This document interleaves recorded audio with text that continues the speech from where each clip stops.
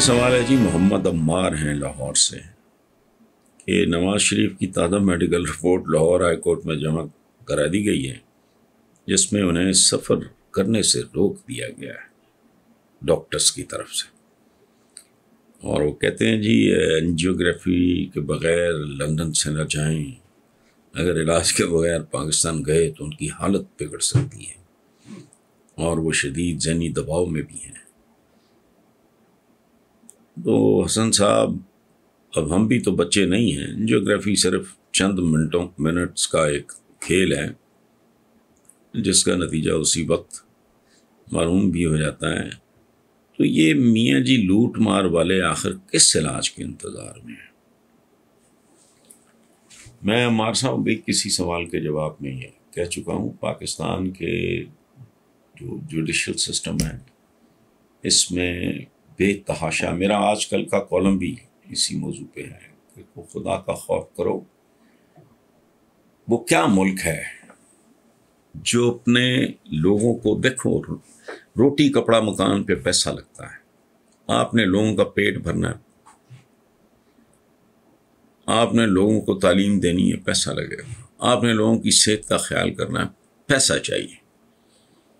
तो इन सारी चीज़ों पे लानत भेजो। दो चीज़ें मुफ्त दे सकते हो तुम, और वो क्या है?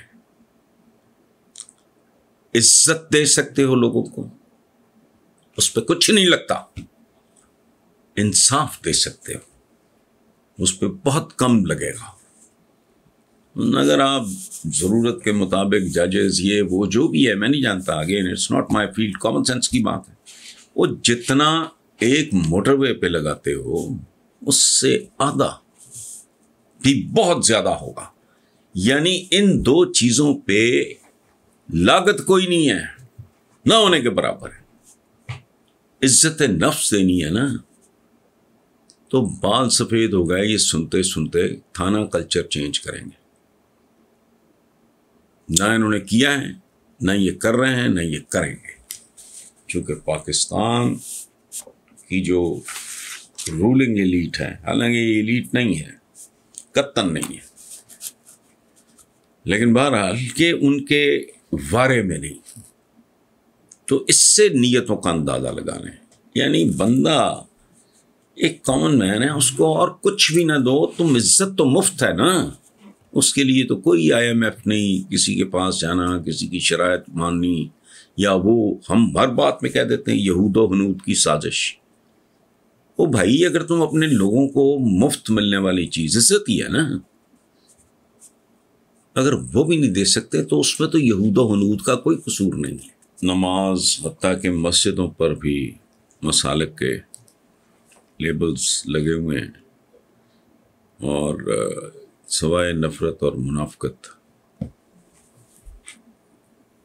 कि ये क्या है। और ऐसे ही लोग अपनी हरकतों से दुनिया को इस्लाम से बेजार करते हैं। मुझे ये बताएं कि इस वक्त हमें एक कौम बनने की ज़रूरत है या फिर एक उम्मत? तारिक मसूद साहब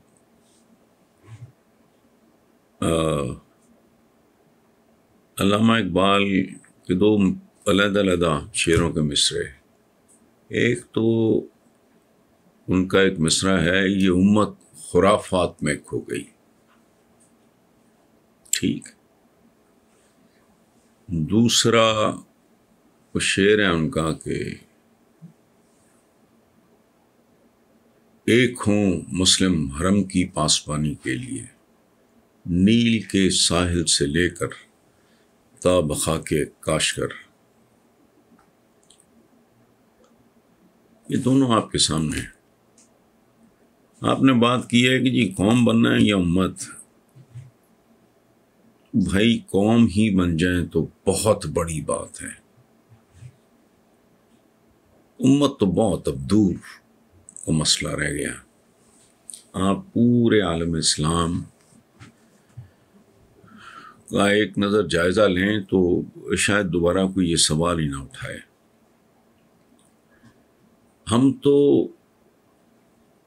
इतने अशरों में एक कौम भी नहीं बन सके। और मैं तो ये लिख भी चुका हूँ, कह भी चुका हूँ, एक बार फिर कह रहा हूँ कि कौम तो दूर की बात, हम तो हजूम भी नहीं। और अगर हम एक हजूम हैं तो हजूम भी ऐसा जिसके अंदर किसी ने सांप छोड़ दिए हों।